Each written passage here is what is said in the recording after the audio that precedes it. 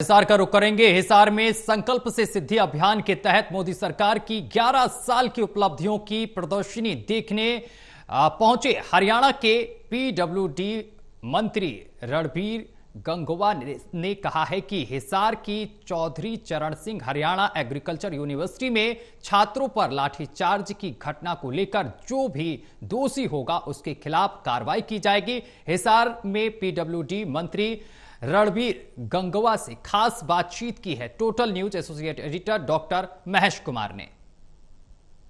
मोदी सरकार के 11 साल की उपलब्धियों को लेकर जगह जगह प्रदर्शनियां लगाई गई हैं। प्रत्येक जिले में इस तरह की प्रदर्शनियां देखने को मिल रही हैं। हम इस वक्त मौजूद हैं हिसार में और हिसार में हरियाणा के पीडब्ल्यूडी मिनिस्टर रणबीर गंगवा ये एग्जीबिशन देखने पहुंचे हैं और इस वक्त हमारे साथ बने हुए। सर, मुझे बताइए कि देश भर में 11 साल की उपलब्धियों का जिक्र किया जा रहा है और हिसार में भी एक खास प्रदर्शनी इसको लेकर लगाई गई।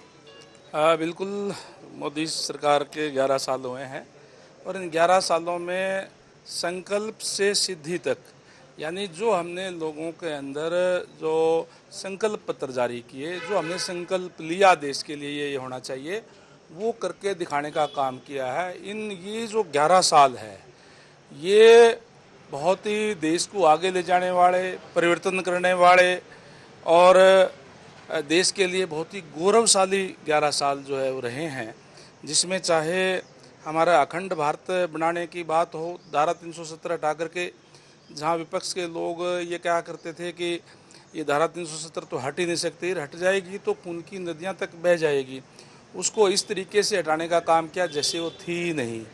और जो गरीब कल्याण के लिए, जो यानी कि अंत्योदय की भावना, पंडित दीनदयाल उपाध्याय का जो मूल मंत्र है अंत्योदय की भावना पे कार्य करते हुए जो गरीब व्यक्तियों को आगे लाने का काम किया, चाहे आयुष्मान कार्ड की बात हो जिसमें 5 लाख रुपए तक का इलाज बिल्कुल फ्री किया जाता है। आज किसी गरीब आदमी को कोई दिक्कत परेशानी हो गई तो घर वालों को पैसे की कोई चिंता नहीं है। और इसी तरीके से चाहे जो हमारे जो गरीब लोग हैं उनको राशन फ्री देने की बात हो, पीछे कोरोना काल से तो लगातार 80 करोड़ लोगों को जो है राशन फ्री में दिया जाना इतने लंबे समय तक, अपने आप में ऐतिहासिक है कि हर वर्ग के लोगों को जो आगे लाने का काम मोदी जी के टाइम में हुआ है। और किस तरीके से जो गरीब या जो मीडियम या लोअर क्लास के लोग हैं उनको ऋण दे करके आगे बढ़ाने का काम करना हो, पीएम आवास योजना के तहत चाहे पक्के घर बना करके उनको छत देने की बात हो। हरियाणा के एग्रीकल्चर यूनिवर्सिटी से कुछ तस्वीरें बाहर आई जिसमें लाठियां भाजी जा रही थी स्टूडेंट्स पर और कांग्रेस पार्टी और तमाम विपक्ष के लोग इसे बड़ा मुद्दा बना रहे हैं और ये भी कह रहे हैं कि कातिलाना हमला करने की कोशिश स्टूडेंट्स पर की गई है, हमलावर है विपक्ष।